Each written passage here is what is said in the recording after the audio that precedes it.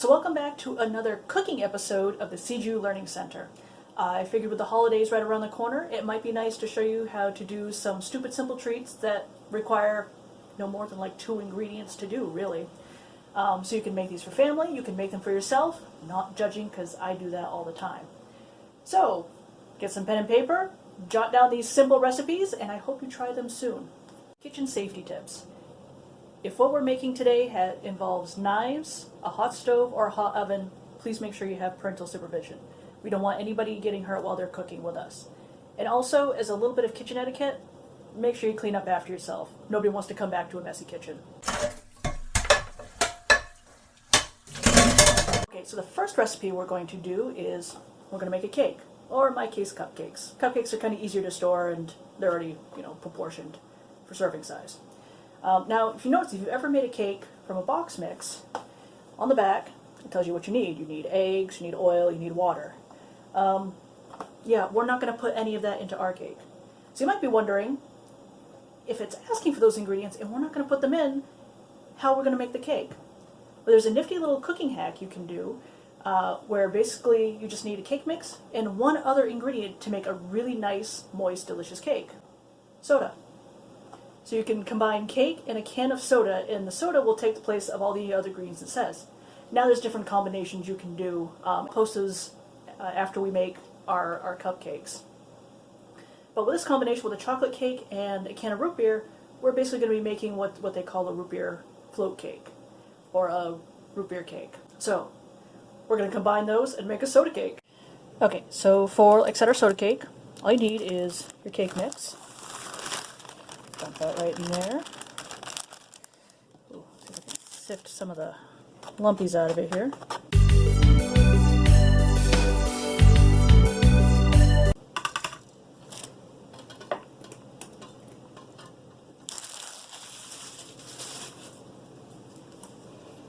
And again, can of soda. So we're going with the root beer for this particular cake.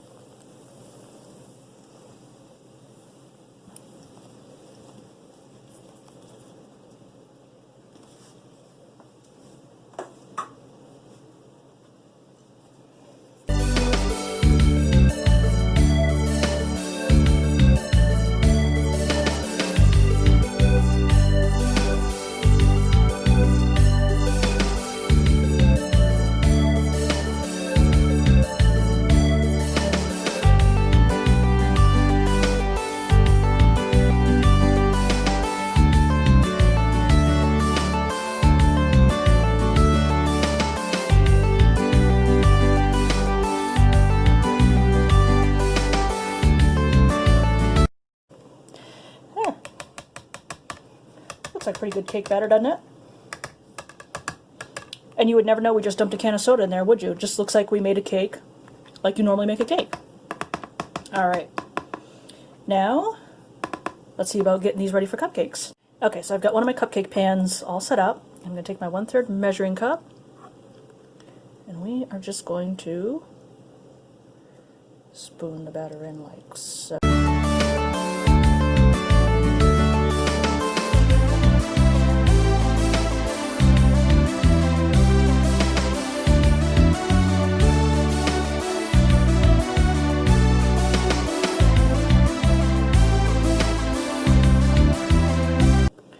Okay, so I do have other cupcake pans, but I wanted to give you a rough idea of at least filling one of them. So I will fill the other cupcake pans, and we'll put these in the oven. Now, let's see, according to the directions, 350. I've already got my oven preheated, so that's good. And they'll take about 20-ish minutes, give or take. So, we'll check back when they come out of the oven. Look at this. Our cupcakes just came out of the oven, and they look awesome. Now, I gotta let them cool for a couple of minutes, and then we'll put frosting on them. It's important to let any cake that you make cool, because otherwise, if it's too hot, the frosting's just gonna melt and run right off it. So we definitely have to let these cool, and then we'll frost them on up. because it's just not a cupcake without frosting, right? Awesome, so our cupcakes have cooled down enough that we can frost them. And of course, I got chocolate frosting because I like chocolate and chocolate cupcakes.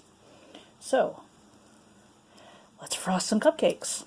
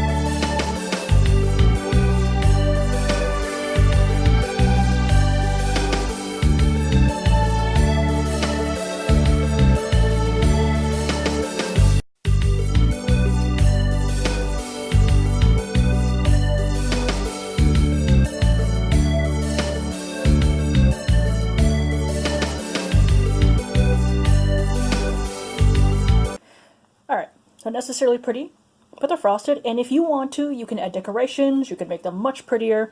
I'm just going to leave them like that. To be honest, I don't really have any cool decorations to put on them.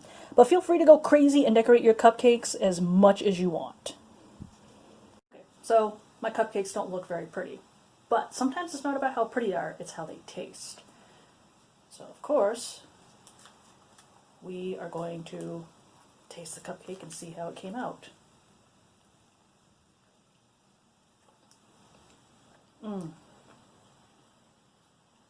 That is really good.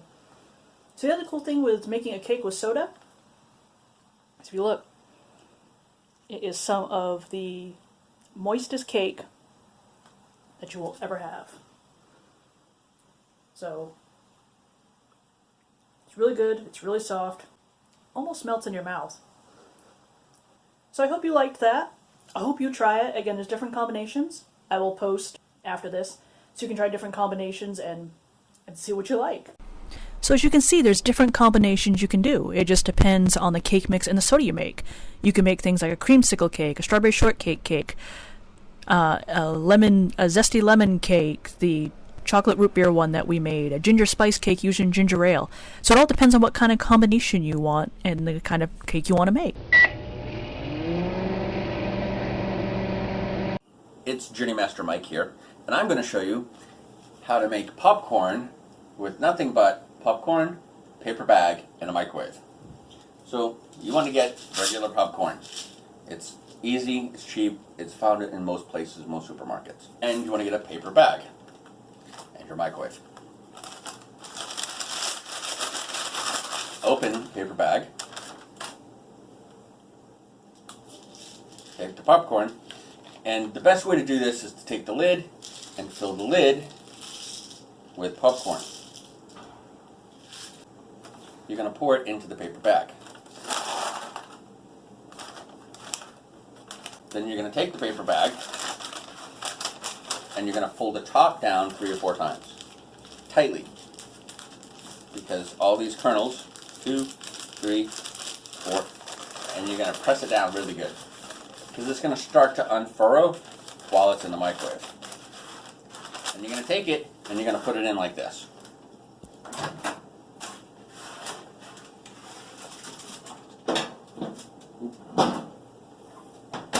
You're going to put it in for 2 minutes, no more than. Remember, no more than 2 minutes.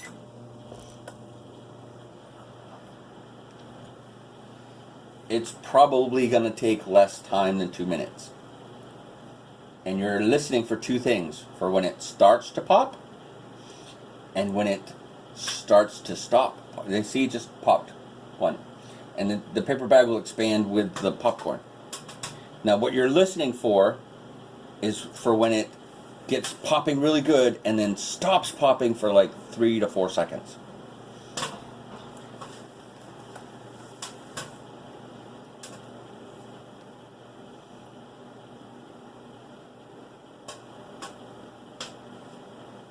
This is an exercise in patience. I don't know if you can see inside, but you see how the rolling it up 3 to 4 times, it starts to unfurl, but it still stays closed, so you don't lose any popcorn.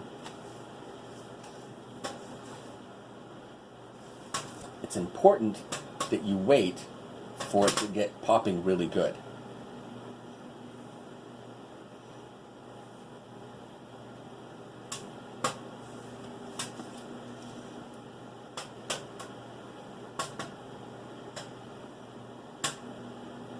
And you know, I think it's done. So let's check to see how we did.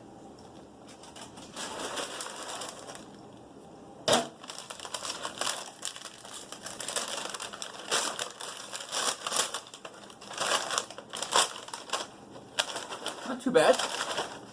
Probably did it a little bit too much.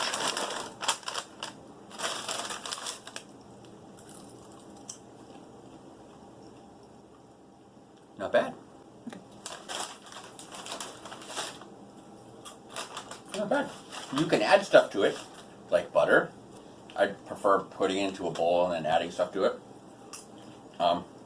You can add powder, whatever kind of seasonings you want. But it's not bad. It's really good. But you gotta wait and stop it when it stops popping for those 3 to 4 seconds. Alright, thanks, Journey Master Mike. Have fun eating. So the last little snack, dessert hack I want to show you requires just, again, 2 ingredients. It's really good for a quick snack, doesn't take a whole lot, and the ingredients are pretty cheap. So all you need is a can of Crescent rolls and a giant Hershey bar. We are going to be making chocolate crescents. Again, stupid simple to do, and I'm going to show you how to do it. Okay, so I've got everything set up. I've got the first half of our croissants ready to go, and our chocolate broken up. And again, it's really easy. All you're going to do is, you're going to break a piece of chocolate, put it in a croissant, break another piece, another and another, just like that. Then all you're going to do is just roll up the croissant like you normally would around it. You can tuck it in and make sure that chocolate bar piece is good and covered, like that.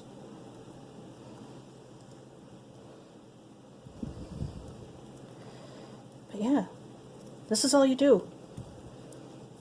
Just open the candy, open the croissants, then just roll it all up in there.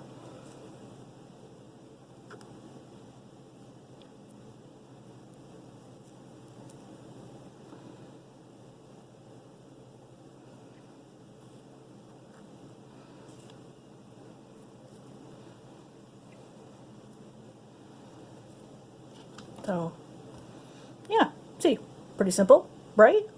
So, we've got all our croissants done.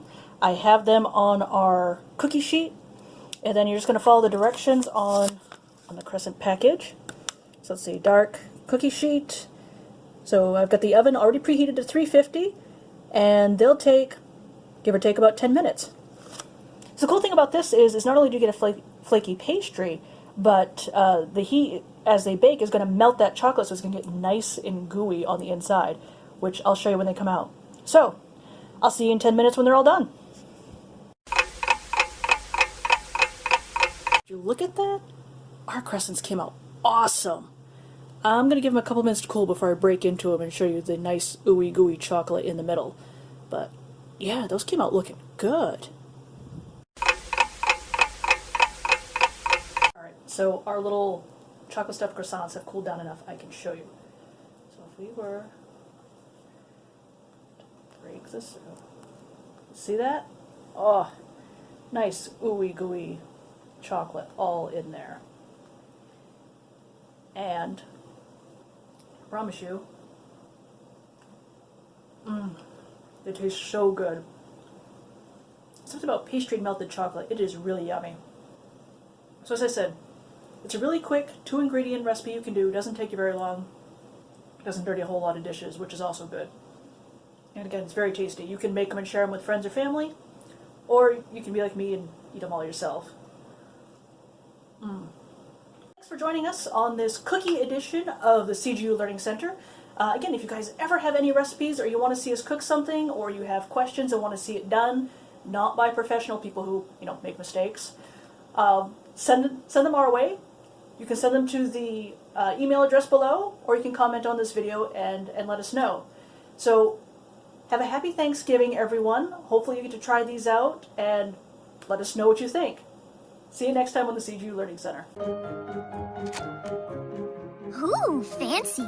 Oh.